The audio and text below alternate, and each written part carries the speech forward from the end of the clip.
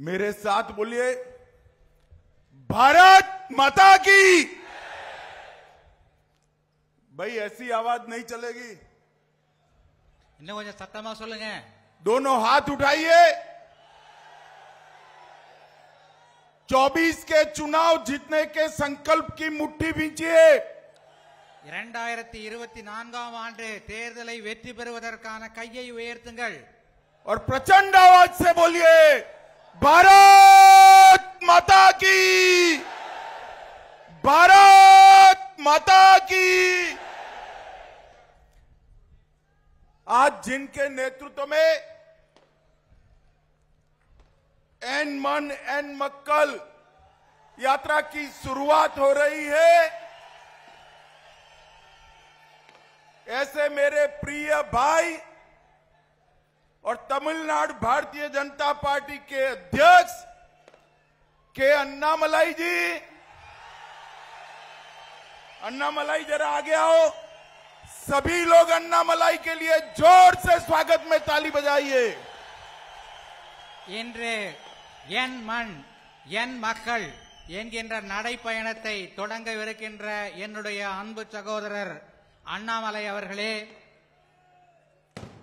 Doctor L Murugan जी, Shri RB. Uday Kumar ji, AIADMK के नेता, Shri CT. Ravi ji, Bharatiya Janata party के राष्ट्रीय महासचिव, श्री पी. सुधाकर रेड्डी जी, यहां के हमारे प्रभारी, श्री ए.सी. षणमुगम जी, अध्यक्ष new India justice party, Shri G K Vasan ji, Tamil Maanila Congress party के नेता, श्री टी. देवनाथन यादव जी, अध्यक्ष India Makkal Kalvi Munnetra Kazhagam, Shri V. John Pandian ji, Shrimati Vanathi Srinivasan ji, Shri Pon Radhakrishnan जी, श्री नयनार नागेंद्रन जी, मंच पर बैठे हुए एनडीए का नेतृत्वगण और आज रामेश्वरम की रामनाथ स्वामी की भूमि पर आए हुए मेरे प्यारे भाइयों और बहनों, वणक्कम, नमस्कार। தேசிய ஜனநாயக கூட்டணியிலே அங்கம் வகிக்கின்ற மேடையிலே அமர்ந்திருக்கின்ற என்னுடைய அன்பு நண்பர்கள், எல்லா கட்சி தலைவர் அவர்களே, இங்கே ராமநாத சுவாமியினுடைய அருளாசையை பெறுவதற்காக வந்திருக்கின்ற மக்களே, नाम छोड़ दो, नाम छोड़ दो, खाली नाम छोड़ दीजिए, बाकी का बोलिए। भाई और बहनों,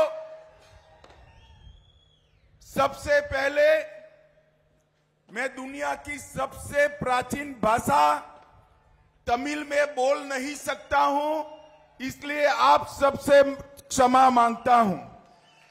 உலகத்தின் மிக பழமையான மொழியாகிய தமிழ் மொழியிலே உங்களிடத்திலே பேச முடியாததற்காக முதலில் உங்களிடத்திலே நான் மன்னிப்பு கேட்டுக்கொள்கிறேன்।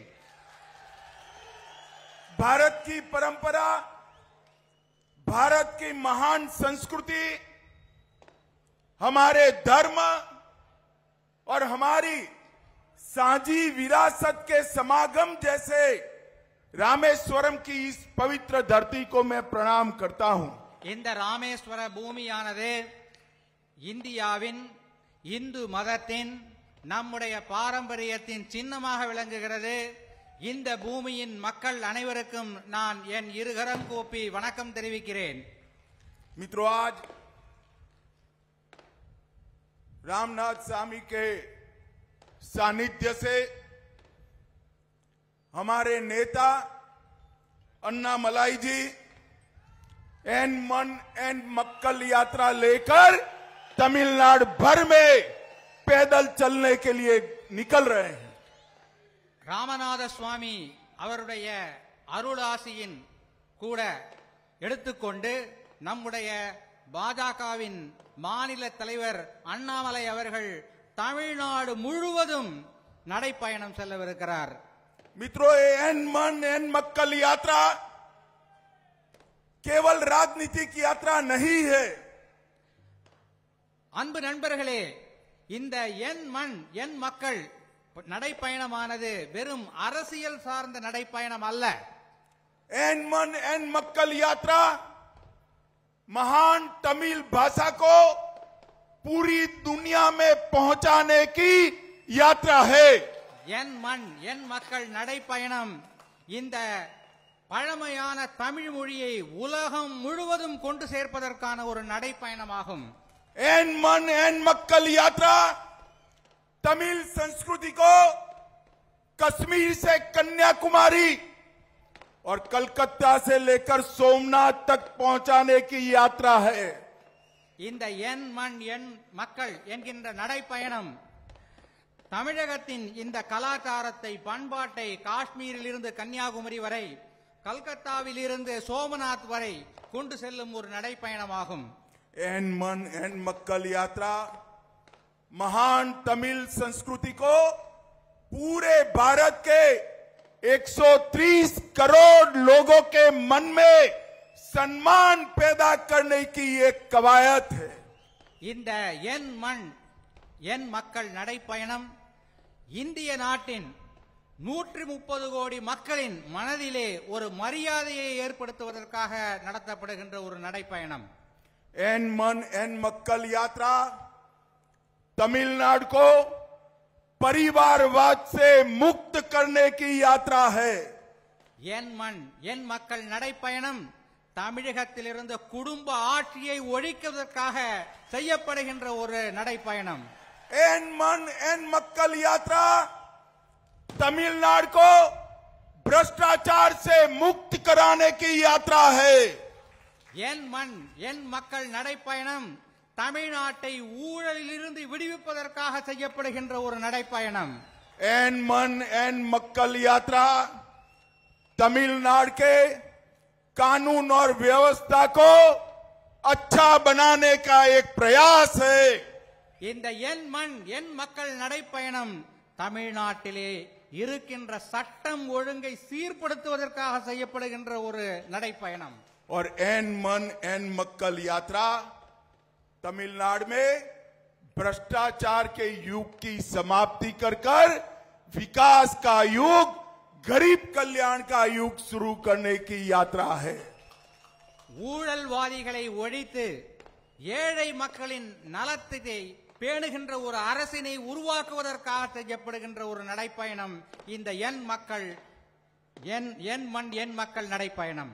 आप थोड़ा लिख कर बोलिए तो गलती नहीं होगी. मित्रों, इस यात्रा में हमारे युवा नेता अन्नामलाई जी वाहन के द्वारा 10,000 किलोमीटर और पैदल 700 किलोमीटर की पदयात्रा कर तमिलनाडु की हर विधानसभा में जाने वाले हैं. இன்று இந்த நடைப்பயணத்தை தொடங்கி 700 கிலோமீட்டர் தூரம் நடந்து தமிழ்நாட்டிலே உள்ள 234 தொகுதிகளையும் நம்முடைய மாநில தலைவர் அண்ணாமலை அவர்கள் நடக்கவிருக்கிறார். इस महान तमिलनाडु के हर जिले में हर असेंबली में हमारे प्रिय प्रधानमंत्री नरेंद्र मोदी जी का संदेश लेकर जाने वाले हैं. இந்த தமிழ்நாட்டிலே இருக்கின்ற ஒவ்வொரு மாவட்டத்திலும் ஒவ்வொரு அசெம்பிளி தொகுதியிலும் நம்முடைய பிரியத்திற்குரிய பாரத பிரதமர் நரேந்திர மோடி அவர்களின் செய்தியை கொண்டு செல்லவிருக்கிறார் தன்னுடைய நடைப்பயணத்தின் மூலமாக திரு அண்ணாமலை அவர்கள். एमजी रामचंद्रन और महान जयललिता के गरीब कल्याण के मंत्र को गांव-गांव तक पहुंचाने के लिए हमारे नेता जाने वाले हैं. புரட்சி தலைவர் எம்ஜிஆர் புரட்சி தலைவர் ஜெயலலிதா ஆகியோரின் ஏழைகள் நலத்திட்டங்களை மீண்டும் கொண்டு வருவதற்காக இந்த நடைப்பயணத்தை செய்கிறார் நம்முடைய மாநில தலைவர் திரு அண்ணாமலை அவர்கள். मित्रों, एन मन एन मक्कल यात्रा के माध्यम से हमारे प्रदेश अध्यक्ष जी अन्नामलाई जी महान तमिल भाषा, महान तमिल संस्कृति, तमिल साम्राज्यों का इतिहास तमिलनाडु के देश की समृद्धि में योगदान और प्रदेशवाद की जगह सबको साथ लेने वाला मोदी जी के राष्ट्रवाद को तमिलनाडु में प्रस्तापित करने जा रहे हैं। பாஜகவின் மாநில தலைவர் திரு அண்ணாமலை அவர்கள் தன்னுடைய இந்த நடைப்பயணத்தின் மூலமாக பாரம்பரியம் மிக்க தமிழ் மொழியையும் தமிழ் கலாச்சாரத்தையும் மேலும் வளப்படுத்தி நம்முடைய பிரதமர் அவர்களின் செய்தியை தமிழகத்தில் உள்ள அனைத்து மக்களிடமும் கொண்டு சேர்க்கவிருக்கிறார்। मोदी जी ने हमेशा तमिल भाषा, तमिल संस्कृति और तमिल नेताओं के उद्गारों को समग्र विश्व में अनेक मंचों से दुनिया के सामने रखा है। பாரத பிரதமர் நரேந்திர மோடி அவர்கள் தமிழ் மொழியின் பழமையை சிறப்பினை உலகத்தின் பல்வேறு மேடைகளில் சென்று முழங்கி இருக்கிறார்। यूनाइटेड नेशन में सबसे पहले विश्व की सबसे पुरानी तमिल भाषा में बोलने वाले प्रधानमंत्री हमारे नरेंद्र मोदी जी है। ஐக்கிய நாடுகள் சபையிலே உலகத்திலேயே மிகவும் பழமையான மொழியாகிய தமிழ் மொழியை பற்றி பேசியது நம்முடைய பாரத பிரதமர் திரு நரேந்திர மோடி அவர்கள்। यथु मऊ रेया वरुमक लीर समग्र दुनिया एक है, ये G20 का घोषवाक्य तमिलनाडु संस्कृति से है। ये समग्र विश्व के सामने यूनाइटेड नेशन की जनरल असेंबली में नरेंद्र मोदी जी ने कहा है। G20 அதனுடைய கூட்டங்கள் எல்லாம் இப்போது நாட்டிலே நடக்கிறது। அதன் முத்திரை வாசகமான யாதும் ஊரே யாவரும் கேளிர் என்ற வாசகத்தை நரேந்திர மோடி அவர்கள் ஐக்கிய நாடுகள் சபையிலே முழங்கினார்। अपनी फ्रांस यात्रा के दौरान मोदी जी ने महान संत तिरुवल्लुवर की प्रतिमा के निर्माण की घोषणा की है। பாரத பிரதமர் நரேந்திர மோடி அவர்கள் திருவள்ளுவரின் சிலை நிறுவப்படும் என்பதையும் அறிவித்திருக்கிறார்கள்। तमिल के साथ साथ देश के हर राज्य की भाषा को गौरव दिलाने के लिए 11 दिसंबर को राष्ट्रीय भाषा दिवस घोषित कर सुब्रमण्यम भारती को महान श्रद्धांजलि हमारे नरेंद्र मोदी जी ने दी है। மகாகவி பாரதியார் அவர்களின் பிறந்த தினமாக டிசம்பர் 11ஆம் நாள் இந்திய தேசிய மொழிகள் தினமாக அறிவித்து அவர் பாரத பிரதமர் நரேந்திர மோடி அவர்கள் நம்மை பெருமைப்படுத்தி இருக்கிறார்। उत्तरी श्रीलंका में तमिल संस्कृति और इतिहास को संरक्षित करने के लिए प्रधानमंत्री जी ने 120 करोड़ रुपया खर्च कर जापना सांस्कृतिक केंद्र की घोषणा की है। வட இலங்கையில் தமிழ் மக்களின் பாரம்பரியத்தை காப்பதற்காக 120 கோடி ரூபாய் செலவிலே அங்கே ஒரு கலாச்சார மையத்தை பாரத பிரதமர் நரேந்திர மோடி அவர்கள் திறந்திருக்கிறார்கள்। काशी तमिल संगमम और तमिल सौराष्ट्र संगमम से तमिल संस्कृति को उत्तर भारत और पश्चिम भारत में पहुंचाने का काम हमारे नेता नरेंद्र मोदी जी ने किया है। காசி தமிழ் சங்கமம் நிகழ்ச்சியின் மூலமும் சௌராஷ்டிரா தமிழ் சங்கமம் நிகழ்ச்சியின் மூலமும் தமிழின் பெருமையை வடக்கிலும் இந்தியாவின் மேற்கிலும் பரப்பியவர் நமது பாரத பிரதமர் திரு நரேந்திர மோடி அவர்கள்। पपुआ न्यू गिनी गए मोदी जी, वहां उन्होंने तिरुकुरल का वहां की भाषा में भाषांतर कराकर वहां बसे हुए लोगों के लिए एक नई संस्कृति के जुड़ाव की शुरुआत की है। பாரத பிரதமர் நரேந்திர மோடி அவர்கள் பப்புவா நியூ கினியா நாட்டிற்கு சென்றார்। நமது திருக்குறளை அந்த நாட்டு மொழியிலே மொழிபெயர்த்து வெளியிட்டிருக்கிறார்। இதன் மூலம் அந்த நாட்டு மக்கள் ஒரு மாபெரும் பாரம்பரியத்தின் கலாச்சாரத்தை பற்றி தெரிந்து கொள்கிறார்கள்। और अभी नए पार्लियामेंट के भवन के उद्घाटन में सेंगोल को स्थापित कर तमिल संस्कृति को पार्लियामेंट में सम्मान देने का काम हमारे नेता नरेंद्र मोदी जी ने किया है।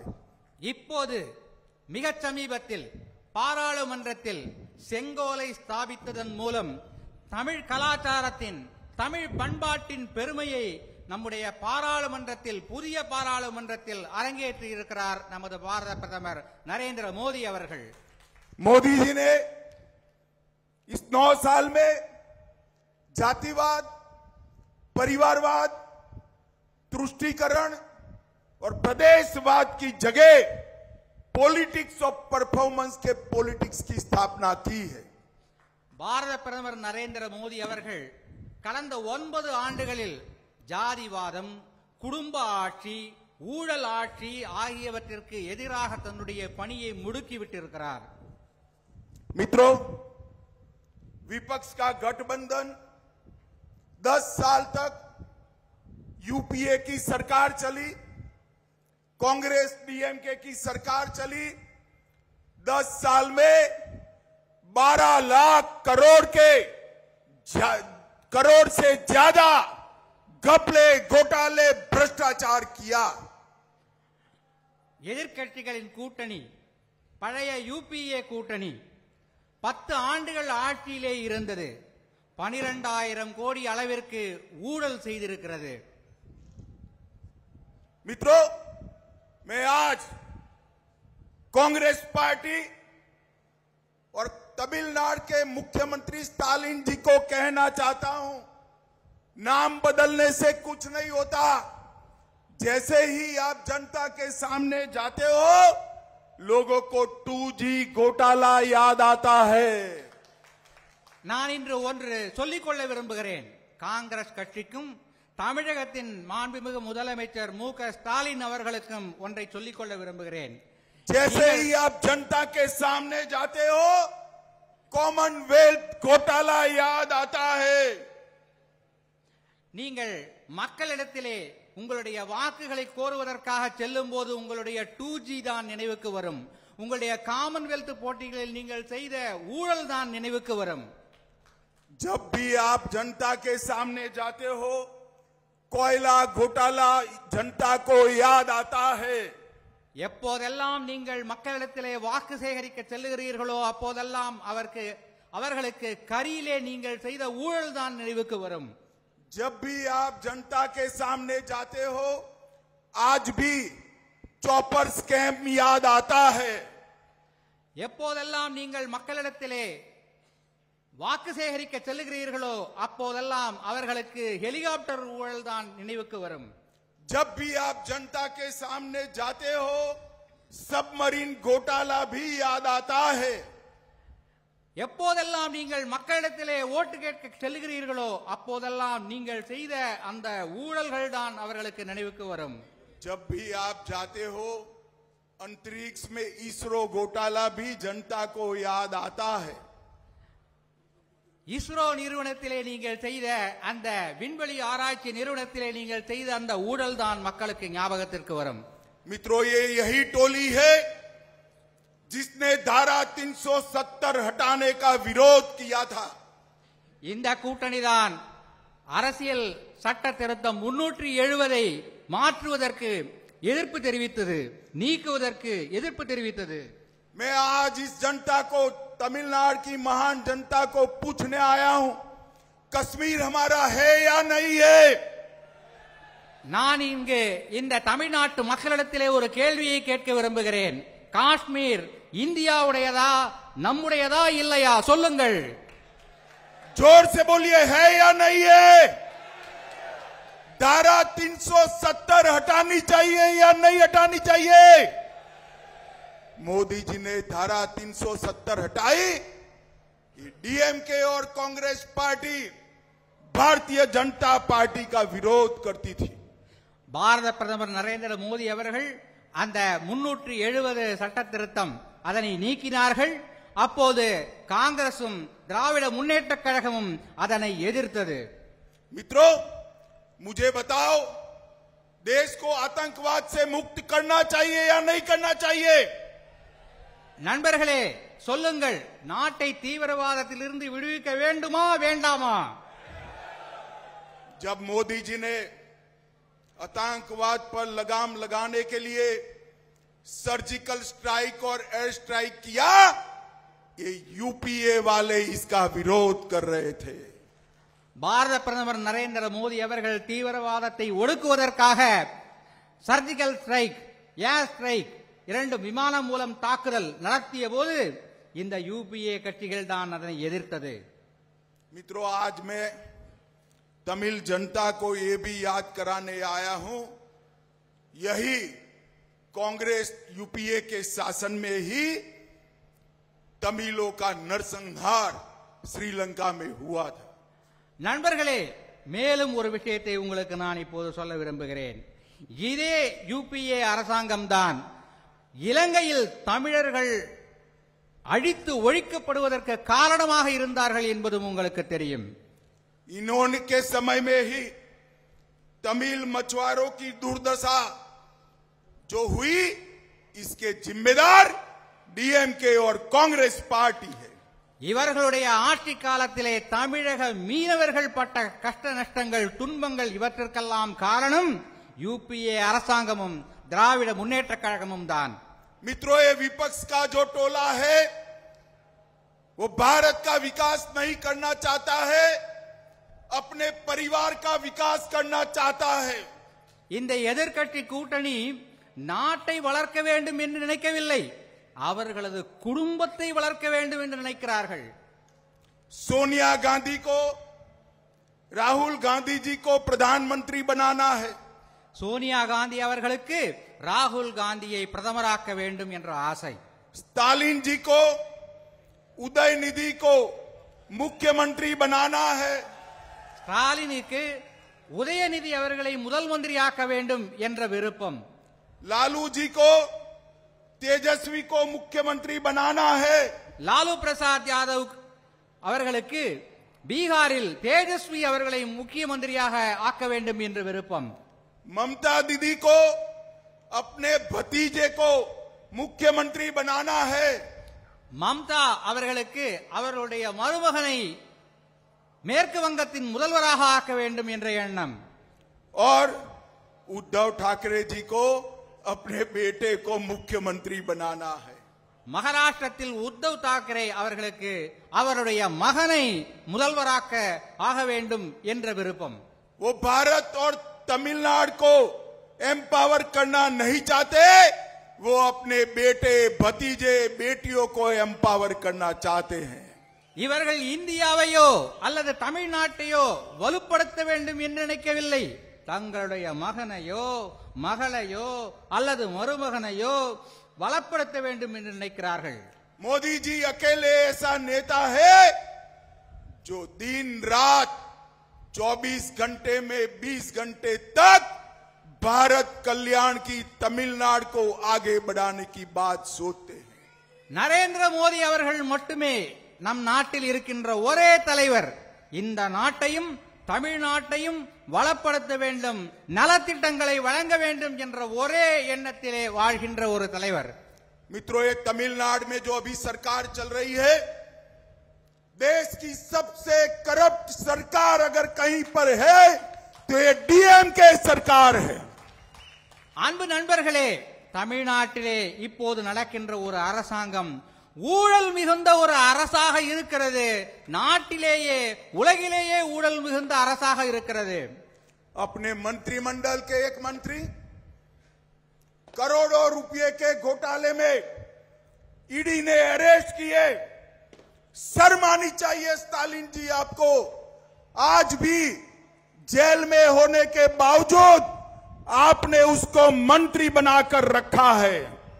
உங்களுடைய மந்திரி சபையிலே ஒரு மந்திரி ஊழல் வழக்கிற்காக கைது செய்யப்பட்டு இன்று கூட ஜெயிலில் இருக்கிறார். இப்போதும் நீங்கள் அவரை உங்களுடைய மந்திரி சபையிலே மந்திரியாக தொடர்ந்து வைத்துக் கொண்டிருக்கிறீர்கள். நீங்கள் வெட்கப்பட வேண்டும் ஸ்டாலின் அவர்களே. मुझे बताइए, जो जेल में है वो मंत्री रह सकता है क्या? ஜெயிலில் இருப்பவர் மந்திரியாக நீடிக்கலாமா? சொல்லுங்கள். जोर से बोलिए, उनका इस्तीफा लेना चाहिए या नहीं लेना चाहिए? அவர் ராஜினாமா செய்திருக்க வேண்டாமா? சொல்லுங்கள். मगर स्टालिन जी नहीं ले सकते, ஆனால் ஸ்டாலின் அவரது ராஜினாமாவை ஏற்க மாட்டார்.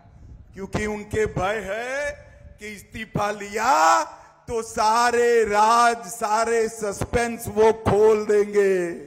ஏனென்றால் அவர் ராஜினாமா கடிதத்தை அவரிடத்திலிருந்து வாங்கினால் அவர் எல்லா ரகசியத்தையும் வெளியே சொல்லிவிடுவார். इसलिए वो इनका इस्तीफा नहीं ले सकते. இதனால் தான் அவர் அவரிடத்திலிருந்து ராஜினாமாவை பெற மறுக்கிறார். मगर मैं आपको बताता हूं स्टालिन, हमारे नेता अन्नामलाई ने सिर्फ एक ट्वीट किया और आपकी डीएमके सरकार की नींव हिल गई. नींव எங்களுடைய பாரதிய ஜனதாவின் மாநில தலைவர் கே அண்ணாமலை அவர்கள் ஒரே ஒரு ட்வீட் போட்டால் உங்களுடைய ஆட்சிக்கு பூகம்பம் ஏற்படுகிறது. और करोड़ों रुपए की घोटाले वाली फाइल तमिलनाडु की 8.5 करोड़ जनता के सामने आ गई. அவர்கள் செய்த பல கோடி ரூபாய்க்கான ஊழல் இப்போது தமிழக மக்களின் முன்னால் வெளிவந்திருக்கிறது. अब एक ट्वीट से आपकी इतनी दिक्कतें बनी है. अब अन्नामलाई 10,000 किलोमीटर की यात्रा लेकर निकले हैं. आपका क्या होगा? இந்த ஒரு ட்வீட்டின் மூலமாக நிலநடுக்கம் ஏற்படுகிறது என்றால் 10,000 கிலோமீட்டர் நடக்கப் போகிறார் எங்களுடைய தலைவர். அப்போது உங்களுக்கு என்ன ஆகும் யோசித்து பாருங்கள் ஸ்டாலின் அவர்களே. मित्रों, ये सरकार अवैध शराब माफियाओं की सरकार है. இந்த ஆட்சி ஊழல் பேர்வழிகளின் ஆட்சி, குற்றம் புரிவோர்களின் ஆட்சி. ये सरकार रेत माफियाओं की सरकार है. இந்த அரசு ரேட் மாஃபியாவின் ஒரு அரசாக இருக்கிறது. ये सरकार Tamil Nadu electricity generation and distribution निगम के घोटाले वाली सरकार है. இந்த அரசு தமிழ்நாடு மின் பகிர்வான கழகத்திலே ஊழல் செய்திருக்கின்ற ஒரு அரசு. ये सरकार गरीब विरोधी सरकार है. ஏழை மக்களுக்கு விரோதமாக செயல்படுகின்ற ஒரு அரசு இது. 500 से ज्यादा वादे स्टालिन ने अपने घोषणा पत्र में किए थे. मैं आज याद कराने आया हूं. क्या हुआ वो वादों का? உங்களுடைய தேர்தல் வாக்குறுதியிலே, திராவிட முன்னேற்ற கழகத்தின் தேர்தல் வாக்குறுதியிலே ஸ்டாலின் அவர்கள் கொடுத்த வாக்குறுதிகள் எல்லாம் என்ன ஆயிற்று? वो वादे पूरे करने की जगह आपने समग्र तमिलनाडु को शराब और नस्ली दवा और गांजों के व्यापार में डुबो दिया है. உங்களுடைய வாக்குறுதிகளை நிறைவேற்றுவதற்கு பதிலாக தமிழ்நாட்டு மக்களை, தமிழ்நாட்டை மருந்துகள், கெட்ட மருந்துகள் அவர்களுக்கு அளிப்பதன் மூலம் மிகப்பெரிய ஊழலை நீங்கள் செய்திருக்கிறீர்கள். आंकड़े लिखना जरा, मैं कुछ फिक्र बोलूं. मित्रों, मैं आज डीएमके और कांग्रेस के नेताओं को पूछने आया हूं. 2004 से 14 केंद्र में आपकी सरकार थी. आपने कितना रुपया तमिलनाडु के विकास के लिए दिया? நான் காங்கிரசிடமும் திராவிட முன்னேற்ற கழகத்திடமும் ஒரு கேள்வியை கேட்க விரும்புகிறேன். 10 ஆண்டுகள் நீங்கள் மத்தியிலே உங்கள் கூட்டணி ஆட்சியிலே இருந்தது. அந்த காலத்தில் தமிழகத்திற்கு நீங்கள் எத்தனை ரூபாய் நிதி ஒதுக்கியிருந்தீர்கள்? मैं आज आपका हिसाब लेकर आया हूं. இன்று உங்களுக்கு நான் அந்த கணக்கை தருகிறேன். 2004 से 14 में डिवोल्यूशन ग्रांट में आपने 9,49,000 करोड़ रुपया दिया. நீங்கள் 2004-2014 டெவல்யூஷன் கிராண்ட் என்ற அந்த வகையிலே உங்களுக்கு 9,49,000 கோடி ரூபாய் வழங்கப்பட்டிருக்கிறது. भारतीय जनता पार्टी की सरकार ने इससे 3 गुना पैसा देने का काम भारतीय जनता पार्टी ने किया. பாரதிய ஜனதா கட்சியின் அரசு இந்த தொகையை 3 மடங்கு உயர்த்தி தந்திருக்கிறது. मित्रों, ग्रांट इन एड में भी 4.5 गुना पैसा भारतीय जनता पार्टी के नेता नरेंद्र मोदी जी ने भेजा है। கிராண்ட் இன் எய்ட் என்ற வகையிலே தமிழ்நாட்டிற்கு 4.5 மடங்கு கூடுதல் நிதி ஒதுக்கப்பட்டிருக்கிறது। मुझे बताओ ये पैसा तमिलनाडु के गांवों तक पहुंचा है क्या? இந்த தொகையெல்லாம் தமிழகத்தின் கடைக்கோடி கிராமம் வரைக்கும் சென்றிருக்கிறதா என்பதை நீங்கள் சொல்லுங்கள்। पहुंचा है क्या? मित्रों, ये पैसा डीएमके के भ्रष्टाचार की भेंट चढ़ गया। இதோடு திராவிட முன்னேற்ற கழகம் ஒவ்வொரு துறையிலும் தன்னுடைய ஊழலை அதிகமாக செய்து கொண்டே வருகிறது। हमारी एनडीए सरकार ने रोडवेज में 45,000 करोड़ रुपया दिया। எங்களுடைய என்டிஏ அரசாங்கம் 45,000 கோடி ரூபாய் சாலை அபிவிருத்திக்காக தந்திருக்கிறது। चेन्नई मेट्रो के लिए 73,000 करोड़ रुपया दिया।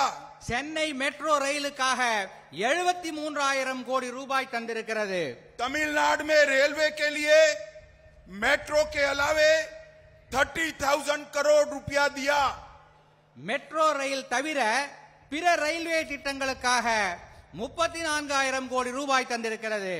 और 2 वंदे भारत एक्सप्रेस चेन्नई मैसूर और चेन्नई कोयम्बटूर शुरू की। 2 வந்தே பாரத் ட்ரெயின்கள் சென்னையிலிருந்து மைசூர் வரை ஒன்று, சென்னையிலிருந்து கோயம்புத்தூர் வரை ஒன்று இங்கே தொடங்கப்பட்டிருக்கிறது। पीएलआई में तमिलनाडु में इलेक्ट्रॉनिक्स मैन्युफैक्चरिंग में हजारों करोड़ का इन्वेस्टमेंट आया। डिफेंस कॉरिडोर बनाकर हजारों करोड़ रुपए का इन्वेस्टमेंट लाया और 11 मेडिकल कॉलेज नरेंद्र मोदी सरकार ने देने का काम किया है। மின்னணு சாதனங்கள் உற்பத்தியிலே 100 கோடி ரூபாய் முதலீடை கொண்டு வந்திருக்கிறது। ராணுவ தளவாடங்கள் உற்பத்தி செய்வதற்கான தொழில்துறையிலே 1000 கோடி ரூபாய் முதலீடை கொண்டு வந்திருக்கிறது। அதோடு இன்னும் பல திட்டங்களை இங்கே என்டிஏ அரசு கொண்டு வந்திருக்கிறது। 11 மருத்துவக் கல்லூரிகளையும் கொண்டு வந்திருக்கிறது। और मित्रों, गरीब कल्याण के लिए 46 लाख किसानों को हर साल 6,000 रुपीस देने का काम नरेंद्र मोदी सरकार ने किया। ஏழைகளுக்கு உதவி செய்யும் திட்டமான கிசான் சம்மான் திட்டம், அந்த திட்டத்தின் மூலமாக 46,44,000 உழவர்களுக்கு வருடத்திற்கு 6,000 ரூபாய் தருகின்ற திட்டத்தை மோடி அரசு தொடங்கி இருக்கிறது।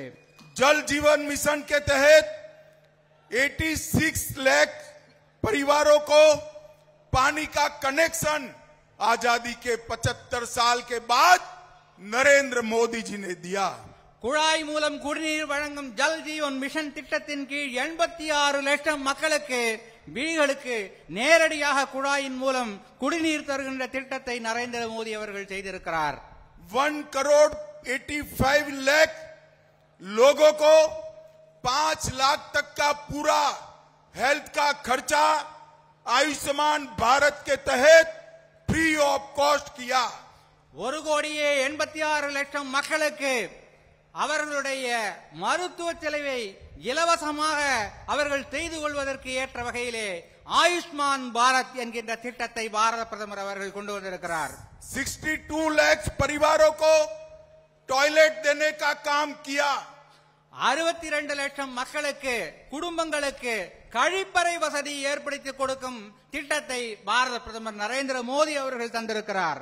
1,10 लाख परिवारों को हर व्यक्ति को 5 केजी चावल फ्री ऑफ कॉस्ट देने का काम नरेंद्र मोदी सरकार ने किया।